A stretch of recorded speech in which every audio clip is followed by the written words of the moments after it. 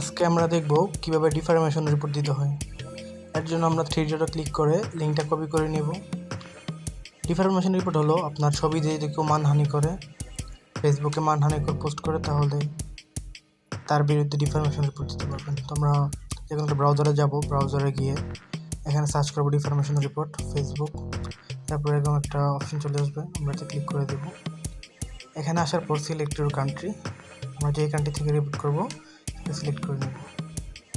তারপর এখানে অনেকগুলো অপশন আছে, যেমন I am reporting be help of my self. এটা যদি আপনার ছবি হয় তাহলে আপনি এটা ক্লিক করবেন, অথবা যদি আপনি অন্য কারোর এগেনস্টে অন্য কারো হয়ে রিপোর্ট করেন তাহলে 2 নম্বরটা সিলেক্ট করবেন।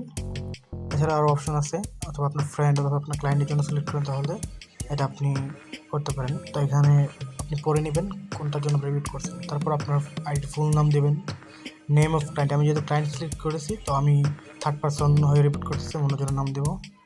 এখানে মেইলিং অ্যাড্রেস, মানে আপনার এলাকার অ্যাড্রেস দিয়ে দেবেন। তারপর যে কোনো একটা মেইল দেবেন এখানে। তারপর এখানে আপনি কয়টা লিঙ্কে রিপোর্ট করতে চাচ্ছেন, মানে আপনার কয়টা পোস্ট আছে, যতগুলো পোস্টের বিরুদ্ধে রিপোর্ট করতে চাচ্ছেন এখানে ক্লিক করে দেবেন। নাম্বার দেওয়া আছে, তো আমরা লিঙ্কটা পেস্ট করে দিলাম। লিঙ্কটা পেস্ট করার পর এখানে ইলেকট্রিক ফিচার, মানে আপনার আইডি নামটা দিয়ে দেবেন। আইডি নাম দেওয়ার পর আপনি এখানে চেক দিয়ে দেবেন সবগুলো ঠিক আছে কিনা। তো এখানে আমরা স্ক্রিনশট নিয়ে নেব একটা,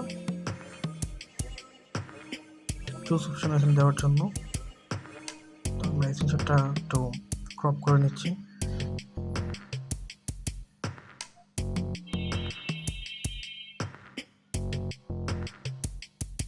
ক্রপ করে নেওয়ার পর আমরা চলে যাব ব্রাউজারে গিয়ে এখানে চুজ ফাইলে আমরা ওই স্ক্রিনশটটা এখানে আপলোড করে দেব। এটা আপলোড হয়ে গেছে, দেখুন আপলোড হয়ে গেছে।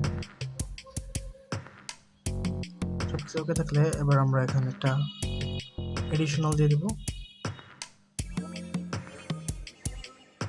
এডিশনাল হলো এরকম, আপনি সুন্দর করে বাংলাতে লিখে গুগলে ট্রান্সলেট করে নিতে পারেন চাইলে। এডিশনালটা আমার কমেন্ট বক্সে দিয়ে দেবেন। এডিশনাল লেখা হয়ে গেলে আমরা শেষে থ্যাঙ্কস ফেসবুক টিম লিখে দেব। দেখুন কীভাবে লিখেছি, কী কী লিখেছি উল্লেখ করেছে।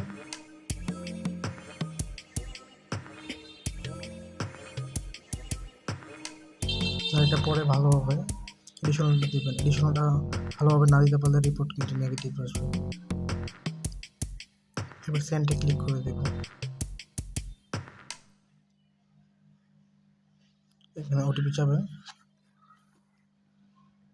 আমরা ওটিপি দিয়ে দেব।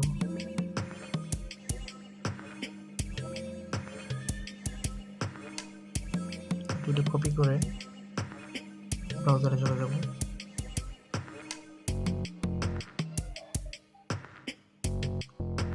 এখানে সেন্ডে ক্লিক করে দেব। তারপর রিভিউটা আমরা এখানে পেস্ট করে দেব। এবার কনফার্মে ক্লিক করব।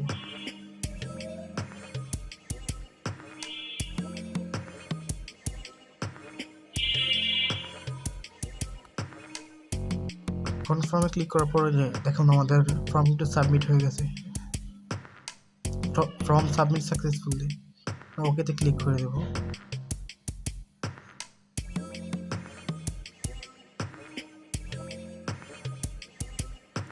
ওকেতে ক্লিক করে দেওয়ার পরে এরকম ইন্টারফেস আসবে, তাহলে আমরা বুঝতে পারবো রিপোর্ট কমপ্লিট হয়েছে। এবার চলে যাবো মেইলে। দেখতে পাচ্ছেন আমাদের মেইলে কিন্তু রিভিউ পাঠাইছে, এটার আপডেট পাঠাবে। আপনার আপডেটের নেগেটিভ না পজিটিভ বুঝতে পারবেন। আমাদের রিপোর্ট